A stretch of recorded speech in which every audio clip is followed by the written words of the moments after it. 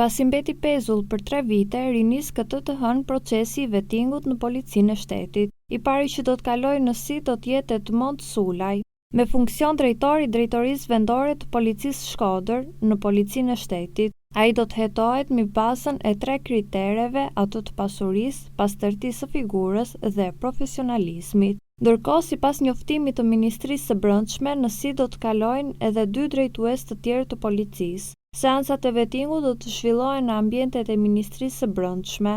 Risi kësaj here është se policët e lartë nuk do të gjykohen më nga Komisioni i Jashtëm i Vlerësimit, por nga Agjencia e Mbikëqyrjes Policore. Ndërkohë, nga ana tjetër, të gjithë efektivët e policisë, krahas këtij procesi, duhet të japin shpjegime edhe tek formularët e Ministrisë së Brendshme, nëse kanë përdorur ose jo programe të koduara. Aplikacione këto që përdoren gjerësisht nga personazhet e krimit për të komunikuar.